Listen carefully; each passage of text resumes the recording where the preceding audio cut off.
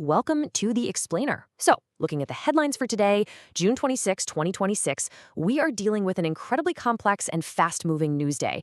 I mean, from historic decisions in Washington and escalating global crises to massive shockwaves hitting the tech markets and a heavily divided national celebration right around the corner, there is just a lot to unpack. But don't worry, we are going to break all of this down clearly and structurally today. We'll cut right through the noise and get straight to the facts of what you need to know. Okay, let's dive into this. Here are the 4 thematic buckets we'll use to organize today's chaotic events. 1. Domestic law and politics. 2. Global crises and conflicts. 3. Tech and market shockwaves. And 4. Culture, sports, and celebrations. Starting us off with Section 1, Domestic Law and Politics, focusing on recent Supreme Court rulings and accountability. Right off the bat, the Supreme Court just handed down 2 major 6-3 rulings that are absolutely reshaping immigration policy. First up, the court cleared the Trump administration to cancel temporary protected status. That puts work permits and deportation protections for roughly 350,000 Haitian and 6,000 Syrian nationals into immediate jeopardy. And then, in a separate decision, the court allowed the administration's metering policy to proceed. This effectively bars asylum seekers from physically entering the United States to even file their claims. Now, as you might expect, these rulings faced fierce pushback from the dissenting justices. Regarding the Haiti temporary protected status decision specifically, Justice Elena Kagan issued a really sharp dissent. She wrote that the decision was tainted by, quote, impermissible race-based considerations. So we are definitely looking at a deeply divided court that is fundamentally altering the legal landscape. Now, what's really interesting about this slide is how it brings together 2 major accountability stories unfolding in Washington right now. First, former National Security Advisor John Bolton pleaded guilty to unlawfully retaining national defense information. To potentially avoid prison time, he's going to pay $2.25 million, and his sentencing is set for October 28th. Concurrently, former Apollo Global CEO Leon Black testified before the House Oversight Committee. He's claiming that convicted sex offender Jeffrey Epstein actually defrauded him of over $60 million. And this comes right as we're learning that the exact phrase, "please call Leon Black," actually appears over 300 times in the Justice Department's Epstein files.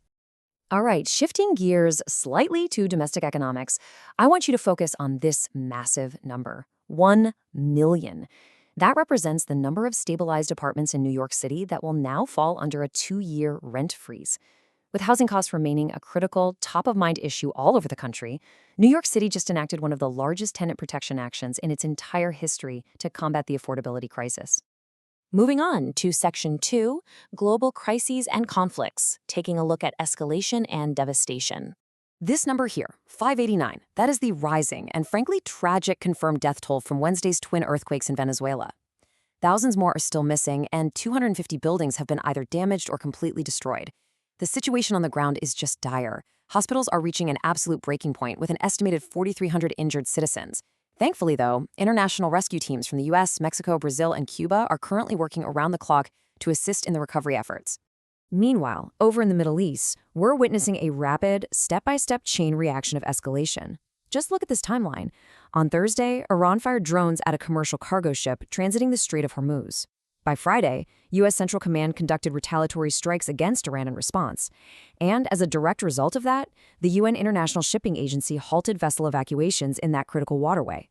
This sudden, violent exchange is directly threatening the fragile 60-day ceasefire deal that the international community was heavily relying on.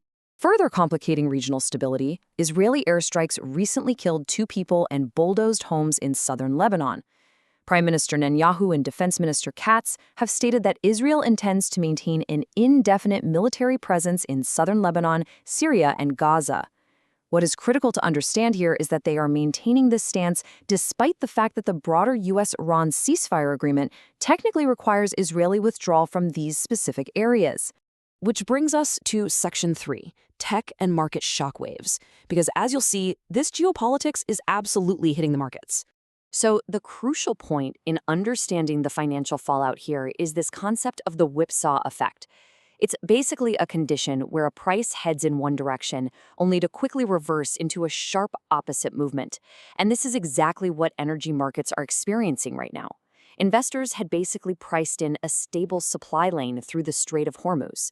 But with President Trump calling Iran's cargo ship attack a foolish violation, oil prices are violently whipsawing on fears that this vital corridor could abruptly close. And this volatility isn't just isolated to oil, it is triggering a massive slump across the tech sector. SoftBank shares plummeted more than 12%, erasing roughly $38 billion in market value in a single day. Apple is down 6%, and the Nasdaq was set to fall another 1.2%. The global AI sell-off is actually so severe that it even briefly triggered an automatic circuit breaker in Korea before their index closed down nearly 6%. So what are the specific corporate drivers behind these drops? Well, first off, OpenAI is leaning toward delaying its IPO to 2027. CEO Sam Altman simply refuses to accept a valuation below $1 trillion, explicitly citing SpaceX's recent post-IPO volatility as a huge warning sign. Meanwhile, Apple's drop was driven by announced price increases on MacBooks and iPads, which all comes down to severe memory chip shortages. And broadly speaking, giants like Microsoft and Meta have officially entered bear market territory amid these widespread fears. All right, let's shift to an energetic, forward-looking pace for Section 4, culture, sports, and celebrations. Specifically, a divided anniversary and the World Cup. So this weekend marks the kickoff of the United States' 250th Independence Day celebrations, which are largely anchored in Washington, D.C. But as you can see, preparations are highly divided. On one hand, the Trump administration has maintained an ongoing military deployment in the Capitol, previewing what the president is billing as the biggest air show in U.S. history.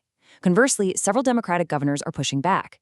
They're deploying their own National Guard troops to D.C., while simultaneously organizing competing events designed to highlight erased histories alongside former park rangers. Unfortunately, though, preparations down at the National Mall hit a bit of a snag just days ahead of these massive 250th anniversary events. A top National Park Service official confirmed that the brand new foam sealant liner at the bottom of the Lincoln Memorial reflecting pool was deliberately damaged with sharp knife or razor cuts. It's a real shame, as this vandalism impacts a recently completed $16 million rehabilitation project right as the national spotlight turns to the Capitol. And this brilliantly illustrates the sheer unpredictability of the World Cup. The U.S. men's national team saw their bid for a historic 3-game group stage winning streak ended by Turkey, who managed to score in the 98th minute to win 3-2 against a heavily rotated American squad. Elsewhere, France just dismantled Norway 4-1, and Senegal utterly demolished Iraq 5-0. I have to say, both France and Senegal are looking like incredibly dominant contenders heading into the knockout rounds. Looking ahead at the World Cup round of 32, there is just so much to be excited about. Despite their loss, the U.S. still successfully topped Group D with 6 points. They'll now host Bosnia-Herzegovina in Santa Clara on July 1st. The key storyline for the Americans heading into that crucial knockout match is absolutely going to be Christian Pulisic's fitness. Also, you definitely do not want to miss the knockout action kicking off this weekend, highlighted by a massive clash between England and Ghana on Friday night. Okay, to wrap up today's explainer, let's pull all these threads together for your weekend watch. Over the next 48 hours, keep your eyes on the competing America 250 celebrations dominating D.C. Pay close attention to those heroic international rescue operations continuing down in Venezuela. Enjoy the opening of the World Cup round of 32, and, perhaps most critically, monitor the status of the Iran ceasefire following this week's military strikes. Which really just leaves us with the most urgent question of the week, and one I want to leave you to ponder. With energy markets whipsawing and retaliatory strikes already executed, can the fragile U.S.-Iran ceasefire actually survive the weekend? We will for sure be watching the geopolitical stakes very closely. Thank you so much for joining me for this explainer. Keep learning, and I will see you next time.